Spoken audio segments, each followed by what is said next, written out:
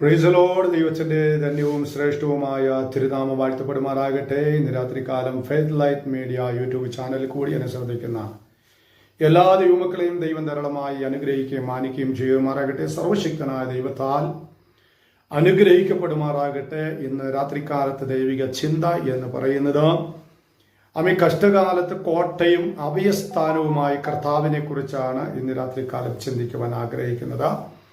കഷ്ടകാലത്ത് കോട്ടയും അഭയസ്ഥാനവുമായിരിക്കുന്ന സർവശക്തനായ ദൈവത്തെക്കുറിച്ച് തിരുവചനം നമ്മെ വ്യക്തമായി പഠിപ്പിക്കുന്ന ചില മർമ്മങ്ങൾ കാണാൻ കഴിയുന്നുണ്ട്. നമ്മുടെ ജീവിതത്തിൽ ഒരുപക്ഷെ നാം ചിന്തിച്ചേക്കാം, എൻ്റെ ജീവിതത്തിൽ കഷ്ടകാലം ഒഴിഞ്ഞുള്ള സമയമില്ലല്ലോ, എൻ്റെ ജീവിതത്തിൽ എന്നും കഷ്ടകാലം മാത്രമേ ഉള്ളല്ലോ, ഒന്നു മാറി ദുരിതത്തിൻ്റെ കോട്ടകൾ മാത്രമാണല്ലോ എന്നെ വേട്ടയാടിക്കൊണ്ടിരിക്കുന്നത് എന്ന് നമ്മൾ ചിന്തിക്കുമ്പോൾ, കഷ്ടകാലം മാറിയുള്ള സമയം എൻ്റെ ജീവിതത്തിൽ ഇന്നുവരെ ഉണ്ടായിട്ടില്ല, എന്നും കഷ്ടകാലം, എന്നും പ്രതികൂലം, എന്നും പരാജയം, എന്നും ശൂന്യതകൾ എന്ന് നാം ചിന്തിക്കുമ്പോൾ സർവശക്തനായ ദൈവം വ്യക്തമായി വിളിച്ചു പറയുന്നു, നീ കഷ്ടകാലത്തെ കണ്ട് നിരാശപ്പെടണ്ട, വേദനയെ കണ്ട് നീ നിരാശപ്പെടണ്ട. സർവശക്തനായ ദൈവം പറയുന്നു, നിന്റെ കഷ്ടകാലത്ത് സർവശക്തനായ ദൈവം കോട്ടയും അഭയസ്ഥാനവുമായി നിനക്ക് മുമ്പിൽ വെളിപ്പെടുവാൻ തക്കവണ്ണമിടയായി തീരും. നീ ഏത് കഷ്ടപ്പാടാണ് അനുഭവിക്കുന്നത്, ഏത് കഷ്ടതയാണ് അനുഭവിക്കുന്നത്, കഷ്ടപ്പാടിന്റെ നടുവിൽ സർവശക്തനായ ദൈവത്തിന്റെ കരങ്ങളിൽ ഒന്ന് ഏൽപ്പിച്ചു കൊടുക്കാൻ തയ്യാറാകുമ്പോൾ, കഷ്ടകാലത്തിന്റെ നടുവിൽ ഒരു അഭയസ്ഥാനമായി, ഒരു കോട്ടയായി സർവശക്തനായ ദൈവം എഴുന്നേൽക്കപ്പെടുവാനിടയായി തീരും. അതിനാധാരമായിട്ട് ഞാനൊരു വാക്യം വായിക്കുവാൻ ആഗ്രഹിക്കുക. നഹൂം പ്രവാചകന്റെ പുസ്തകം 1-ാം അധ്യായം 7-ാമത്തെ വാക്യം ഇങ്ങനെ വായിക്കുന്നു. നഹൂം പ്രവാചകന്റെ പുസ്തകം 1:7 ഇങ്ങനെ വായിക്കുന്നു, യഹോവ നല്ലവൻ, കഷ്ട ദിവസത്തിൽ അവൻ ഒരു കോട്ട, തങ്കൽ ശരണം പ്രാപിക്കുന്നവരെ അവൻ അറിയുന്നു. അവനോട് വ്യക്തമായി ദൈവിക ദൂത് വിളിച്ചു പറയുന്നത്, യഹോവ നല്ലവൻ. അത് ഒരാൾക്ക് വേണ്ടി മാത്രമല്ല നല്ലവനെന്ന് പറയുന്നത്, സകല ജനത്തിനും ദൈവാത്മാവ് എങ്ങനെയുള്ളവനാ? നല്ലവൻ എന്നാണ് ദൈവാത്മാവ് വ്യക്തമായി വിളിച്ചു പറയുന്നത്. മാത്രമല്ല, കഷ്ട ദിവസത്തിൽ അവൻ ഒരു കോട്ടയാണ്. നീ അനുഭവിക്കുന്ന കഷ്ടതയുടെ നടുവിൽ ദൈവത്തോട് നിലവിളിക്കാൻ നീ തയ്യാറാകുന്നു എങ്കിൽ ദൈവം നിനക്ക് കോട്ടയായി, സർവശക്തനായ ദൈവം നിനക്ക് പരിചയായി, ഒരു തണലായി നിന്റെ മുമ്പിൽ എഴുന്നേൽക്കുവാനിടയായി തീരും. തങ്ങൾ ശരണം പ്രാപിക്കുന്നവരെ, ആരെയാ? കഷ്ടതയുടെ നടുവിൽ ദൈവത്തിൽ ശരണം പ്രാപിക്കാൻ നീ തയ്യാറാകുന്നു എങ്കിൽ, കഷ്ടത വരുമ്പോൾ മനുഷ്യനെ ആശ്രയിക്കുവാൻ നെട്ടോട്ടമോടിയല്ല ചെയ്യേണ്ടതാ. ചില പ്രതികൂലം വരുമ്പോൾ, ചില കഷ്ടത വരുമ്പോൾ, ചില പ്രയാസം വരുമ്പോൾ നാം മനുഷ്യനെ ആശ്രയിക്കാൻ വേണ്ടി ഓടുകയല്ല ചെയ്യേണ്ടത്. സർവശക്തനായ ദൈവം വ്യക്തമായി ദൂത് വിളിച്ചു പറയുന്നു, ആമേ, തങ്ങൾ ശരണം പ്രാപിക്കുകയും, ആരിൽ? ദൈവത്തിൽ ശരണം പ്രാപിക്കാൻ നീ തയ്യാറാകുന്നു എങ്കിൽ ആമേൻ, അവരെ വിടുവിക്കുവാനിടയായി തീരും. Praise the Lord.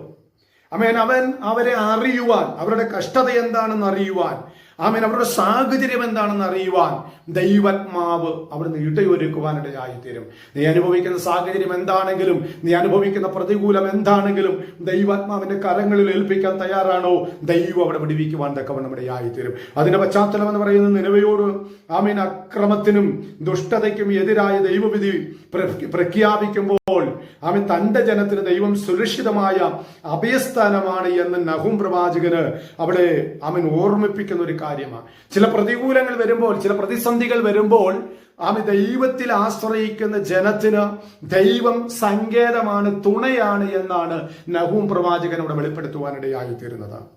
മറ്റൊരു വാക്യം കൂടി ഞാൻ വായിക്കുന്നു. സങ്കീർത്തന പുസ്തകം 46-ന്റെ 1-ാമത്തെ വാക്യത്തിൽ ഇങ്ങനെ വായിക്കുന്നു, ദൈവം നമ്മുടെ സങ്കേതവും ബലവുമാകുന്നു, കഷ്ടങ്ങളിൽ അവൻ ഏറ്റവും അടുത്ത സഹായമാകുന്നു. ദൈവം നമ്മുടെ സങ്കേതവും ബലവുമാകുന്നു. നാം ബലഹീനരെന്ന് ചിന്തിക്കുമ്പോൾ, നാം ക്ഷീണിതരാണെന്ന് നാം ചിന്തിക്കുമ്പോൾ, സർവശക്തനായ ദൈവം പറയുന്നു, അവൻ ബലപ്പെടുത്തുവാൻ തക്കവണ്ണമിടയായി തീരും. നമുക്കൊരു വിഷയം തോന്നിയേക്കാം നാം ബലഹീനനാണെന്ന്, നാം തളർന്നുപോയി എന്ന് നാം ചിന്തിച്ചേക്കാം. എന്നാൽ സർവശക്തനായ ദൈവം 46:1 സങ്കീർത്തന പുസ്തകത്തിൽ വായിക്കുക, ദൈവം നമ്മുടെ സങ്കേതവും എന്ന് വെച്ചാൽ ദൈവാത്മാവ് നമ്മെ പരിപാലിക്കുവാൻ, ശത്രുവിന്റെ കരങ്ങൾ വിട്ടുകൊടുക്കുവാൻ ഇടവരാതെ ഒരു സങ്കേത നഗരത്തിൽ ഒളിപ്പിക്കുന്നത് പോലെ ദൈവാത്മാവ് തന്റെ ചിറകടിയിൽ നമ്മെ ഒളിപ്പിക്കുവാനിടയായിത്തീരും. മാത്രമല്ല ബലവും ആകുന്നു. നാം ബലഹീനെന്ന് ചിന്തിക്കുമ്പോൾ, നാം ക്ഷീണിതരാണെന്ന് ചിന്തിക്കുമ്പോൾ സർവശക്തനായ ദൈവം നമ്മെ ബലപ്പെടുത്തുന്നു. കഷ്ടങ്ങളിൽ അവൻ ഏറ്റവും അടുത്ത സഹായമാണ്. കഷ്ടങ്ങളിൽ നാം അനുഭവിക്കുന്ന കഷ്ടതകളുടെ നടുവിൽ, നാം അനുഭവിക്കുന്ന പ്രതികൂലങ്ങളുടെ നടുവിൽ ദൈവാത്മാവ് ഏറ്റവും സഹായകനായി നിൽക്കുവാനിടയായിട്ടും. തിരുവചനം നഹൂം പ്രവാചകന്റെ പുസ്തകത്തിൽ പഠിച്ചതുപോലെ തങ്കൽ ആശ്രയിക്കുന്നവരെയാണ് ദൈവാത്മാവ് സങ്കേതമായി, സഹായമായി കൂടെ നിൽക്കുവാനിടയായി തീരുന്നത്. അതിന്റെ പശ്ചാത്തലം എന്ന് പറയുന്നത് ശത്രുക്കളുടെയും കലഹങ്ങളുടെയും നടുവിൽ ദൈവത്തിൽ ആശ്രയിക്കുന്ന വിശ്വാസത്തെക്കുറിച്ചുള്ള ഒരു ഭാഗമാണ് നമുക്കിവിടെ കാണുവാൻ കഴിയുന്നത്. ആമ ഒന്നുകൂടെ പറയാൻ, ശത്രുക്കളെയും കലഹങ്ങളുടെയും നടുവിൽ ദൈവിക സംരക്ഷണമാണ് ആ വാക്യം വായിക്കുമ്പോൾ കാണാൻ കഴിയുന്നത്.